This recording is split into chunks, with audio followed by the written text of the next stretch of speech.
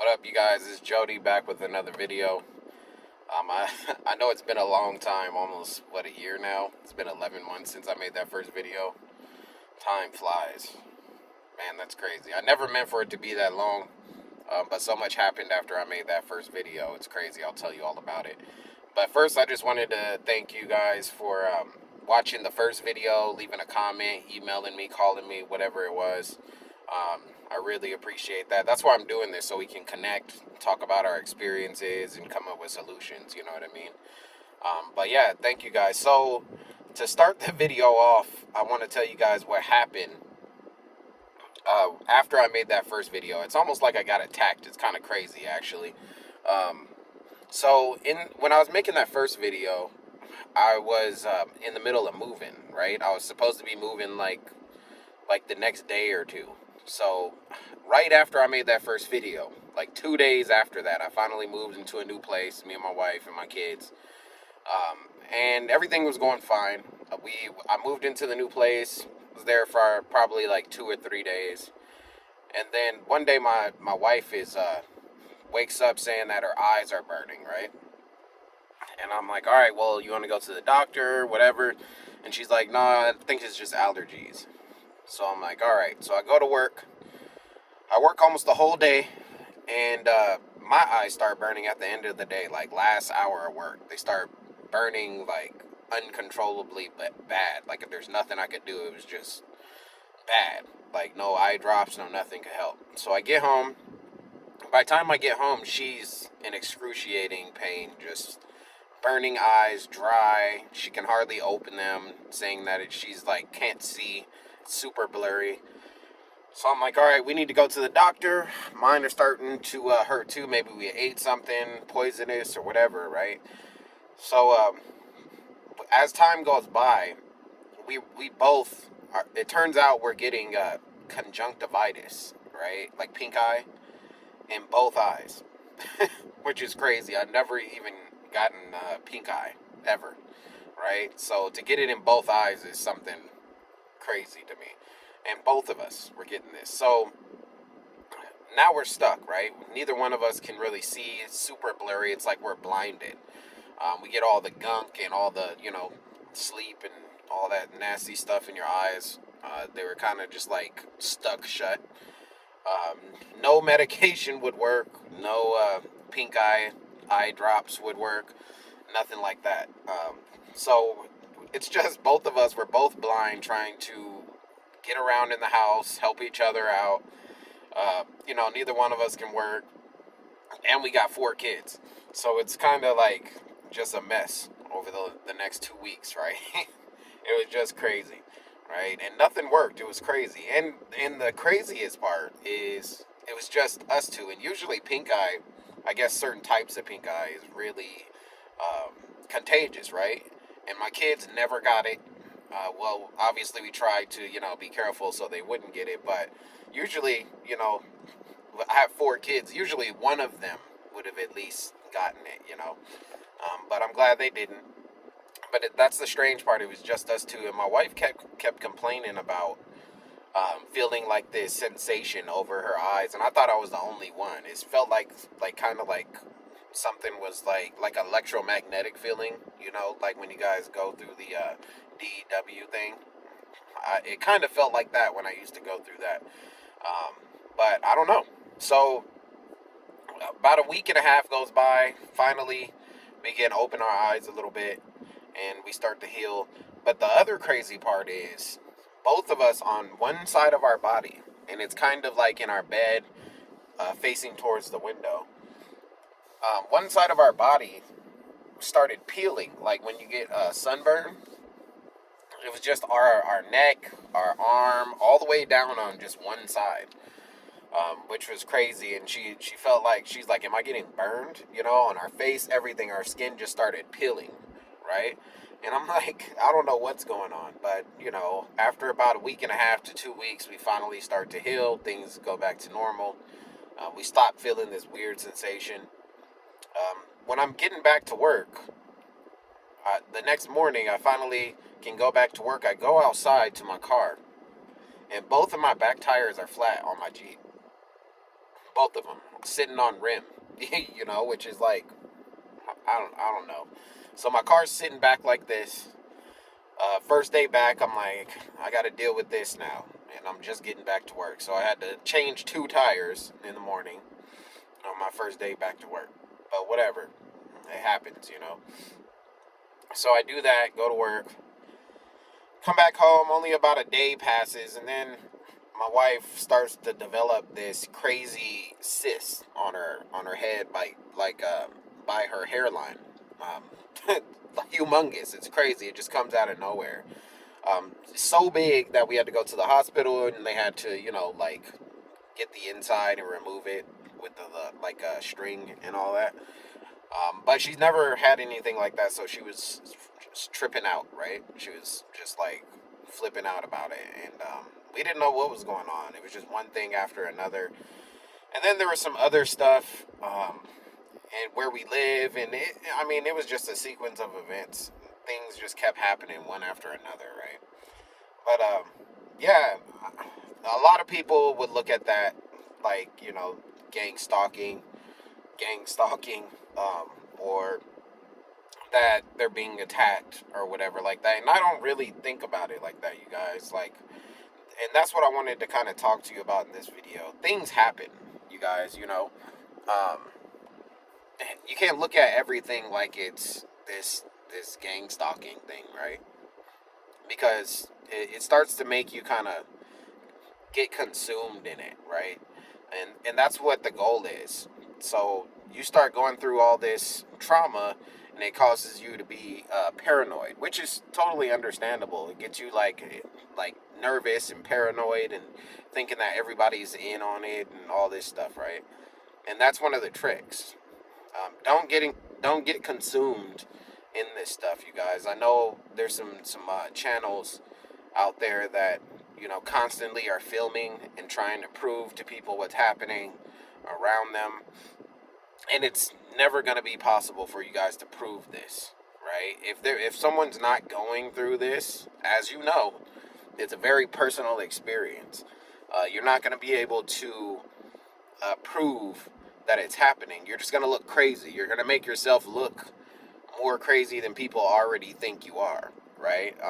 Now, I'm not going to say any names or whatever, because that's not the goal here, to like out people or start any issue or whatever. But there's some channels out there that they walk around all day, and that's all they do is they try to film it and get proof and things like that.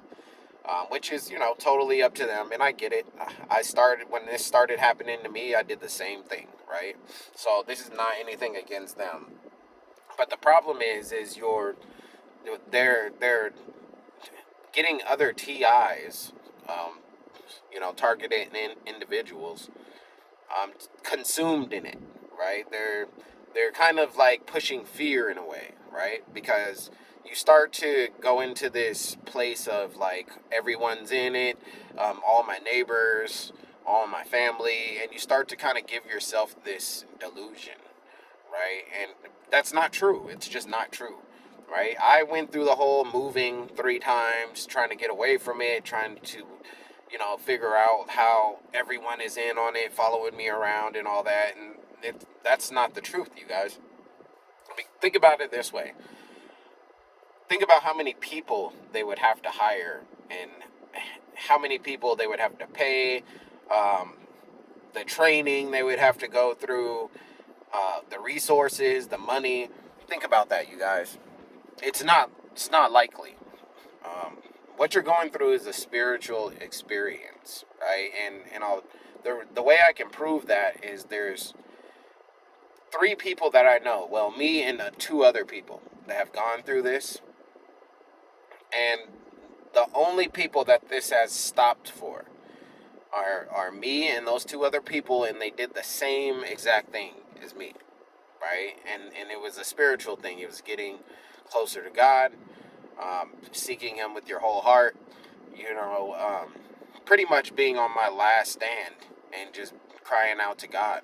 And that's the only thing that saved me. Same with these other 2 individuals, and that's the only thing that helped them. So, that's definitely something you want to start doing and not get consumed and paying attention too much to all the tricks around you, right? I don't know if you guys ever heard of Myron May. He was a guy that was going through gang stalking, and he made this video. Unfortunately, it was kind of like a suicide video, right? Gang stalking had gotten to him. He was really just done with it. He was frustrated. You know how it gets. It gets to the point where you're just done. You don't really understand what's happening to you. You try to explain it to yourself the best you can. So that turns into a lot of like paranoia, nervousness, anger. We all went through that because there's nothing you feel like you can even do about it, right? So he made this video saying that this was his last video, etc. Maybe if I can find the clip, I'll put it in here. But he said, "This is my last video, unfortunately. It's unfortunate I have to make this video, etc., etc." Um, so he makes this video talking about, all the stuff that's happening to him. He also says the word gang stalking. He explains everything that's going on. And I'm not sure if people, thought he was serious or not, but after he makes this video, all of a sudden you see on the news that he had gone into I think it was a library, and shot some people, right? I think he shot one, or he shot at a couple people. I don't think he killed anyone. But he went into this library or school, I can't remember what it was. I believe it was a library. And he goes in there, takes some shots at people. Then he comes out, and the cops, are there telling him to put the gun down. And he says, "No, I'm going to make you kill me." And the cop ends up shooting and killing him. So that's a example of, this gang stalking thing taking over your soul. That's the goal. That's the goal here, you guys, and you can't let that happen. And the way you fight that is spiritually, with God. You know what I mean? So you have to understand that you're going through a spiritual battle that only you are going through. It's a very personal thing, right? And Christ is the only way. It just is. That's just the truth. Now, I don't know what else he was going through at the time, but you don't really need to be going through anything else to feel crazy when this is happening to you, right? We all know how it is. So let's go over some of the things that gang stalking is for some people that don't know, or they're watching the video for the first time, or they're hearing this from a different person. I know a lot of people hear about gang stalking, but they don't really know what it is. And sometimes listening to other people, it's the way it's explained. You know what I mean? You sound like a bunch of schizophrenic people, which is not true, right? This is really happening. It's a real thing. It just, people can't understand it because they're not going through it, right? So what are some of the things that TIs go through? So the synchronization, I think that's the first thing that we start to notice. That's how the gang stalking is actually brought to your attention. Um, and it's very, very strange, right? It's the weirdest thing. You just start noticing it, and it feels like this feeling comes over you, that people are watching you, and you start to pay attention, and things start to stick out to you, and the cars start, right? You see all the cars that are following you, or the license plates, or whatever. Like, it just happens. It's hard to explain why you start feeling that, but you start to pay attention, and it starts to happen, right? And then you'll notice the people. They might be wearing like white shirts, black shirts, red shirts, any color that's chosen. And you'll start to notice people giving you strange looks, walking by you, hand signals, dirty looks, recording with their phone or taking pictures, it looks like. And it's really strange to tell people or to explain to people, how do you know, how do we know that they're looking at you, right? And no matter what you say, they're not going to understand, right? No matter what you say to people, they're just not going to get it. I remember my wife used to be like, "Okay, I believe you, but how do you know they're looking at you or they're following you?" And I'm like, "They just are, you know. Like there's no way I can explain it to you. It's just this feeling that comes over you, and that's why you guys have to understand this is spiritual, very personal thing. It's not, you know, this government thing or some agency hiring thousands and thousands of people to follow you around and whatnot. Even though they do have technology that is capable of doing some of these things, right? But it's a very spiritual thing. So the synchronization starts with the cars and the people, the color campaigns. They also have like this thing they do with the lights on the cars, right? They might have one light out, or excuse me, they might have lights flashing at you all the time if you're driving or if you're like walking down the street or whatever. Cars just sitting there, lights just flashing at you or whatever. The one light. They also have. I used to have people get behind me when I'm driving and turn on their brights, stuff like that. Like a lot of gaslighting. Um, I used to have a lot of noise campaigns when I used to live in my old condo, and my neighbors, really loud, banging or stomping, and then cars pulling up outside of my window, just loud trucks and stuff like that. No matter what I did, it was just always something. Or the famous one is the cars honking their horns, right? No matter where you go, it's just this honk, and that's how we distinguish if it's for us or not, right? Because we always hear the horn. Every time I used to get out of the car at the grocery store or wherever I was at, I would instantly hear that horn, like twice, and it was like a signal, like he's here, and then they do the mobbing in public or mobbing in your workplace, that would happen too. Um, Now, the strange looks. I used to have people like give me these crazy looks, right? Like straight at me, right in my eyes, right? And I would show my wife, I'm like, look. And it seems like she would look and she would see something different than I was seeing, right? She would be like, yeah, I saw, them look over here, but I didn't see what you saw. I would see some very like strange looks, like the mean look, like it was just demonic, and I would see that all the time, or the hand signals. um Now, that's some of the things that happen, and then you start to feel that DEW, the direct energy weapon feeling, and I still don't think that's them using a weapon on you, right? Even though they have this technology. Again, don't get me wrong, I know they have DEWs in real life, but this feeling starts to come over you. I still believe that's even spiritual. For example, like paranormal investigators, right? They use like those EMF detectors, right, to see if there's entities nearby, or whatever the case may be, any kind of energy, and they use it all the time.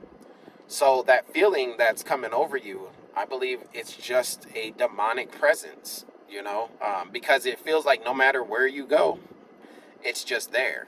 It's just it. You can feel it like over a certain part of your body, your stomach, your head, your side. It doesn't matter, and it's wherever you go.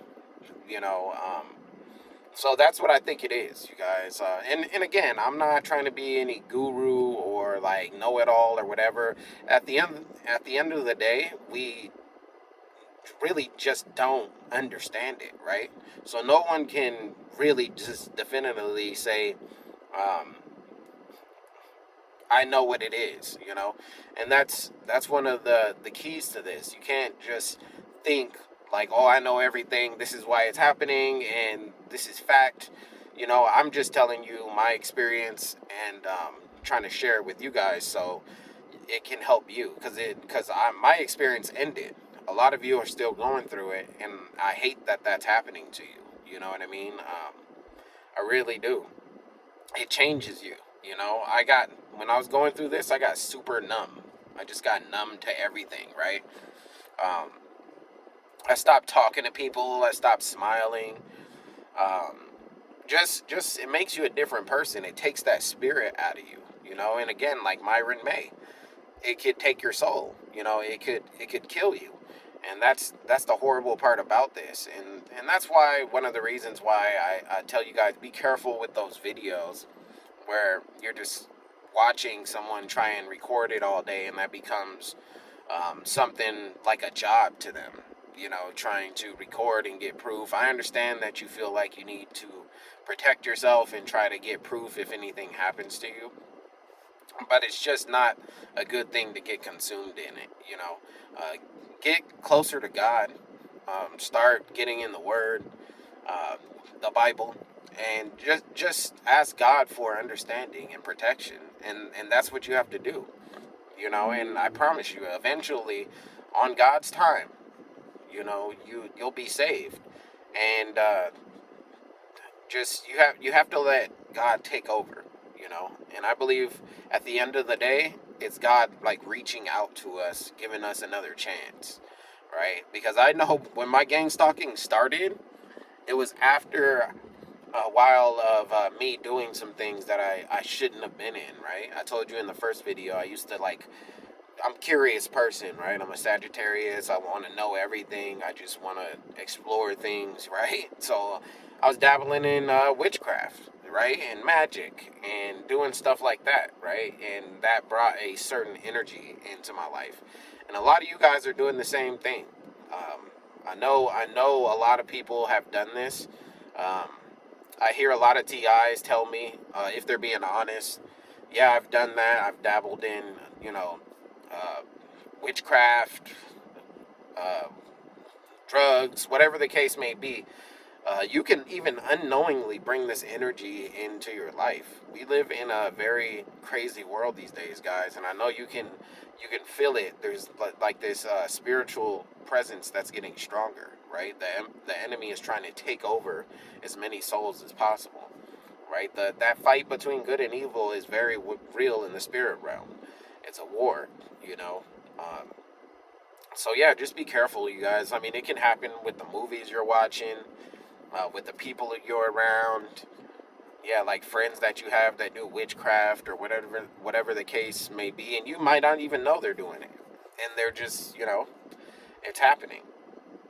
But yeah, that's really the key, you guys. Get closer to God. I'm telling you, it might sound like very like boring to some people that don't believe in God, you know, and haven't reached that spiritual level in their heart and in their minds and souls.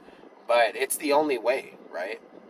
It's the only way. You have to think about this different. Like you're fighting a battle, but it's spiritual, right? And you can't do this as a regular human being. You can't do this. You have to allow God to kind of come into your heart and take over, right? And He will, you know, if you're sincere, you know. And I thank God every day for giving me that opportunity, you know. So I kind of started thinking of gang stalking as a good thing, because if it would have never happened, I would have never been the person I am now, which is much closer to God than I used to be, right?